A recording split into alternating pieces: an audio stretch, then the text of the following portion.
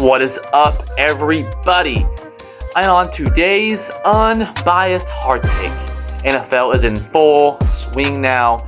We are now in week 5, and bye weeks for this week, it's flying by already. So we're going to talk about sort of the status of the NFL, a lot of injuries at quarterback, things of that nature, and then we're going to talk about the NBA as well. NBA preseason started yesterday as of this recording, and NBA is right around the corner. We're already playing basketball.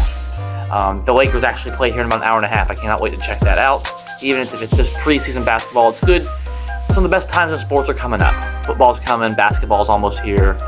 I mean, college basketball will be here, college football's in the swing of things, so everything is starting back up, and that is great. So we're going to predict the NBA Finals, who's going to make the Finals, and who will win and why. So, we're going to start in the world of the NFL, because you guys already know I'm a man and expert of the NFL and NBA college, but my favorite is the NFL. 100% professional football is the best sport ever to be invented.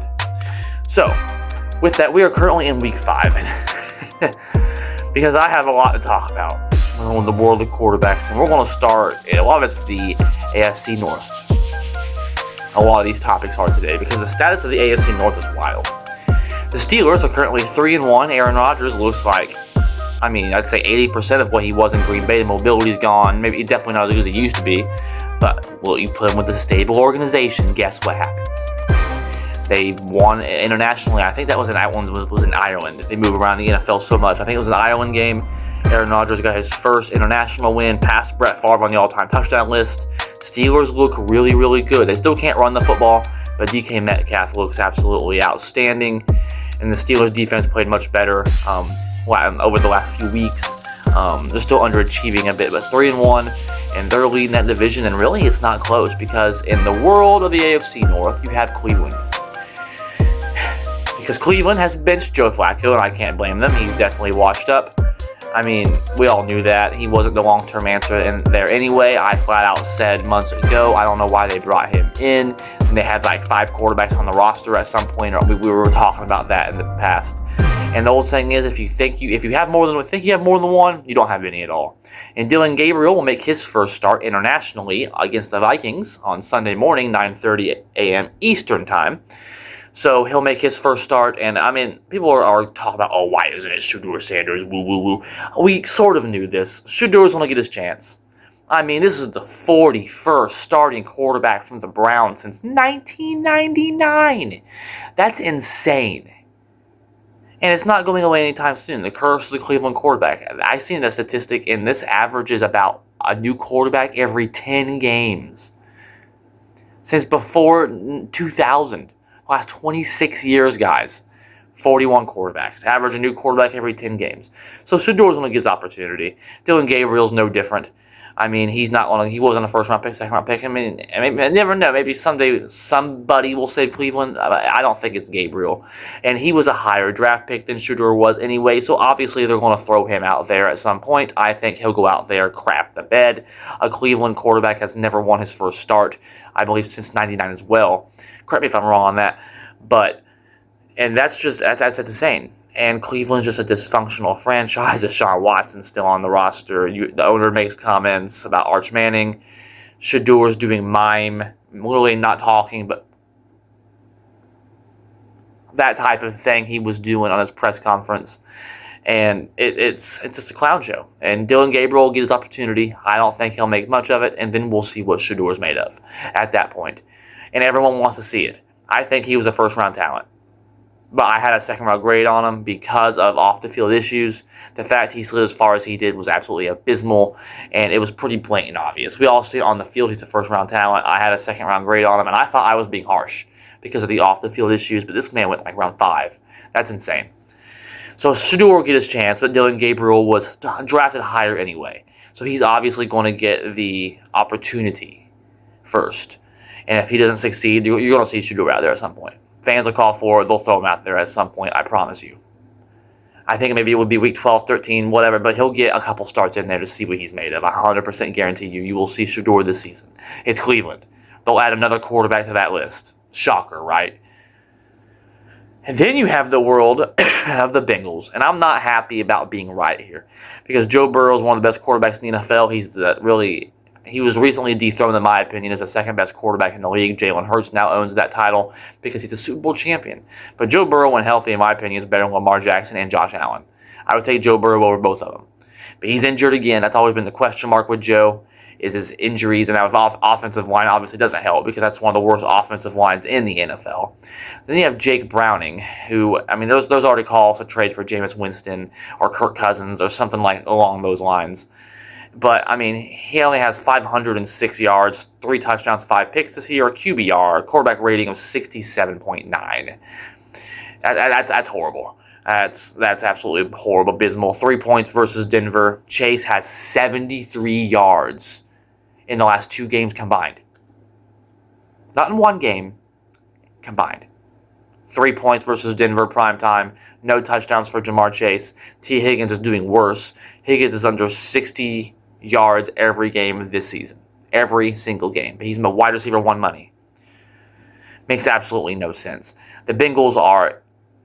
It's looking very bleak for them right now because the Steelers are running away with this division right now, and they ought to be very thankful that the Ravens are faltering right now as well. We'll get into them here in a moment, but this AFC North is falling apart because Cincinnati. I'm looking here. Let's check out the Bengals' schedule. I know it's not very favorable. So as we know, the Bengals currently play the Lions this week. Packers, Steelers are the next 3 games. You're looking at possibly losing all three of those games. And of course, you lose all 3 of those games. Currently, right now, they're 2-2. That put them at 2-5. And at that point, 7 games of the season at 2-5 with what Pittsburgh's doing right now, you're pretty much out of it at that point. So Cincinnati's on life alert. I did not have them as a playoff team this season anyway because I had questions about the defense, and their defense is absolutely atrocious. 119 points against them this season. They've only scored 61 points. That's a horrible differential. They've already lost 2 in a row. They started 2-0. Now they've lost 2 in a row with Joe Burrow out for multiple more weeks. They need to get a quarterback in there. Jameis, Kirk Cousins, anything's better than Jake Browning. Now, of course, as a Packer fan, I hope they wait till after the Green Bay game for that because Jake Browning is abysmal. He is not good. He is not a good NFL starting quarterback. If they roll with him, it's over. Speaking of over, it may be over for the Ravens as well. Because it's been a bleak episode, guys. Because of the Ravens, Lamar's currently hurt. We'll see what ends up going along with that. I don't want to ever say someone's faking an injury, but there were reports of that. I'm not a doctor. I'm not Lamar. I don't know what his body feels like. I'm not going to say he is or isn't. But, I mean, with him, at least an injury of some kind of hamstring injury, probably the best scrambling quarterback in the NFL currently right now. And he has a hamstring injury. It takes away a whole aspect of that game right there. On top of the fact that you're looking at them at 1-3, the Bengals, who are a crapshoot right now, a crapshoot, have a better record than the Ravens. And the Browns have the same record as the Ravens as well. And the Ravens' defense is worse than the Bengals. I talked about the Bengals having 119 points scored against them. The Ravens have 133. Doesn't matter if Lamar's scoring 35 points a game for the offense, leading them down to 35 a game if your defense is giving up 40. And Derrick Henry is also showing age. I mean, the first game of the season he balled out, but under 51 yards since week 1. They lost multiple games this season because Henry fumbled the ball. I don't believe he's throwing frustration on the sideline, throwing his helmet. We had that as a Sports Fact of the Day on a picture. Go check us out on Facebook also. Link down below. But back to it, I mean, throwing his helmet on the sideline ended up being a meme and everything. So Baltimore 1-3, 2 games back in that division right now. Lamar's hurt. I mean, Houston, they have to play Houston here, but they're looking bad too. Then the Rams, Bears, Dolphins. So, I mean, they have some favorable matchups in there. The Vikings, Browns. I think those are winnable. Jets. Those are winnable, very winnable games for the Ravens. Not saying it's not, but, I mean, they should be very concerned right now. 1-3. Lamar's injured. Derrick Henry's looking like he's slowing down a little bit. Father Time's undefeated, as they say. Even Tom Brady didn't look the same as last year in Tampa. And he's the GOAT of all sports. It's not even close. Like, the Ravens, they may have lost their Super Bowl windows. All I'm saying, that defense looks atrocious. People are starting to make about Harbaugh. I'm on the hot seat, possibly. Lamar's showing frustration, a little bit injured right now. Henry's over 30, showing age. That window may be closed, my friends. Lamar choked it away in the playoffs. Imagine that. Right now, though, we are going to transition over to the world of the NBA, where I will predict the NBA Finals and who will win and why, and in how many games. I look for JB to do a video on this too. I'll get a hold of him. He's going to make sure he does a video on that, so we'll keep an eye out for that also. But the status of the NBA right now, the West is extremely stacked still. I mean, but the Eastern Conference, we'll start in the Eastern Conference because, I mean, who's really the favorite? I have it up right here. I'm on my stats right here. You know your boy Murph Dog comes prepared on the Unbiased Hard Take. So, I mean, I think New York has a chance here with Karl-Anthony Towns and Jalen Brunson, but, I mean, they haven't been able to get it done the last few years. I don't know if them firing Thibodeau, I think it will ultimately hurt that team. Jalen Brunson defended Thibodeau. I think they'll take a step back because I think they downgraded with Mike Brown as head coach. Let me see here, because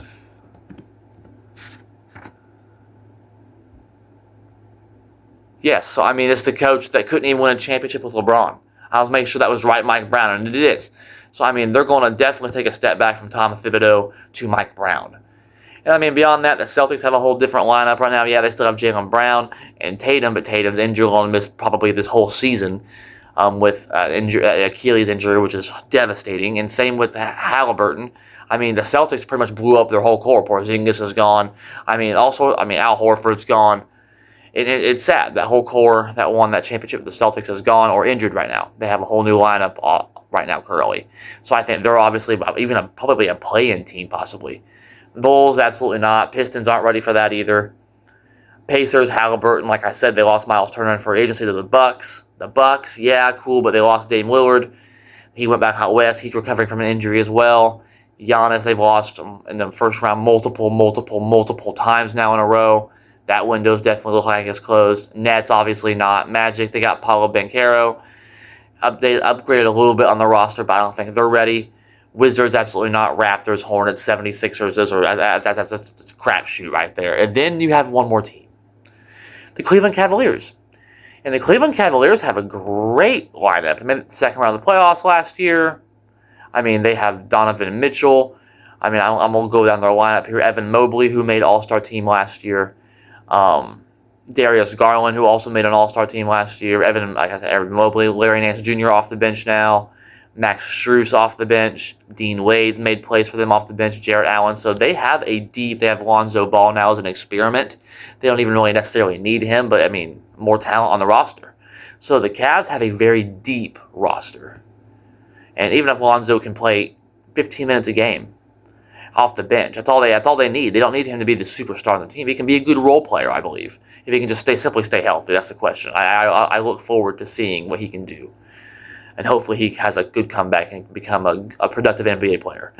But, I mean, Thomas Bryant's on the team, too. He's made plays in the NBA in the past as well for Miami and in the Pacers as well. So, the Cavaliers have the deepest and best roster from top to bottom, excuse me, in the Eastern Conference, and it's not close. I mean, you have Miami as well, but, I mean, Bam says they're contenders. I think they'll be in the playoffs, obviously, and we have a chance to compete. Anything's possible with Spo, but I don't think they're better than Cleveland on paper. We've seen them in the playoffs last year get obliterated by Cleveland. So, I think Cleveland out in a very weak Eastern Conference will be able to get it done. I think it'll come down ultimately to the Knicks and the Cavaliers in the Eastern Conference Finals, but I think the Cavs will get it done in 6 or 7 games. And then out west, things get a lot more complicated because there's a lot of good teams. You could go with Oklahoma City, but there's been multiple, I think 7 in a row, different champions in the NBA. I don't think, and of course, Oklahoma City is a very young team. Chet Holmgren has his issues of his injury as well. They're bringing back the whole roster, but it's very hard to repeat in sports, so I'm not a big man to bet on repeating. The Nuggets are starting to kind of look like a one-man show. Jokic is the best player in the world, but they don't have a co-star beside him. I mean, the Splash Brothers in Golden State no longer exist anymore. I mean, they have Seth Curry now, but Steph's getting older, Draymond's getting older, Jimmy's getting older. Clippers will have a good regular season and fall apart in the playoffs. Kawhi Leonard, that's a crapshoot too. I mean, the Lakers, Luka, LeBron, we've seen how that went. They'll be a borderline playoff team. But I think ultimately the best team out west is easily the Houston Rockets. And they added Kevin Durant. And this is a different type. This is kind of like when Kevin Durant, in my opinion, joined Golden State. Kevin Durant is much older now. But Kevin Durant is a great baller. He's not necessarily a leader of a basketball team. And he said it in interviews. It's obvious. But he went, what happened? Did he ever win a championship in Oklahoma City? No. Why not? Because he was expected to be the top dog, the culture setter, the leader. Didn't win a title. Went to Golden State. Culture was already set. They were already champions, coming off of the best regular season of all time. Still holds to this day. Had been a champion before Kevin Durant. Culture was already set. You add Kevin Durant to that Golden State team, it gets them over the hump. They were able to finally beat the Cavs. They won multiple championships, one of the best teams that just took Golden State to an unbeatable level. Culture was already set. That made Kevin Durant a champion, and he hasn't won a championship anywhere else he's been because the culture wasn't already set. Brooklyn, really? Culture setter with Kyrie at the time was a clown show? No. Phoenix? No. So, I mean, Kevin Durant, but now he goes to a Houston team who was second already, a top 3 seeded team in the West last season. One of the best records in the league last season. Without him, one of the youngest rosters in the league, and we're still able to somehow keep Sengun and Amen Thompson and Fred VanVleet on the team. And with that coaching staff, with that culture that's already set, Kevin Durant can just show up and ball like he did in Golden State. He's older, but these last 2 seasons, he's actually been relatively healthy. Played over 60 games in both seasons. So last couple years he's been healthy. He is 37, but I think he has a couple more good years left, and he made a good decision to go to Houston this season, and I think play for the Rockets because the culture's already set. They were already a top seed in the West without him. Now I think they can, similar to Golden State, can get him over to the top.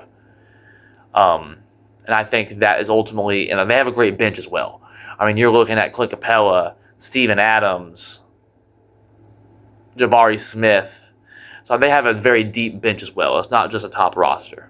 So I think ultimately, though, it will be the Rockets with that deep roster, tougher conference, more, I think, better from top to bottom coaching staff team will win in 6 games. Rockets are your NBA champions.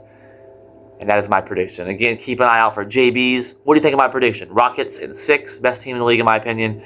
And I think it's going to be a similar situation. KD can just show up and ball. Culture's already set.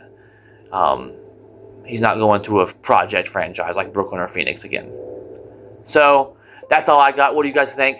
Like, subscribe, hit the bell. Let me know in the comments below. We appreciate the support from all you guys. Continue to check us out on Facebook.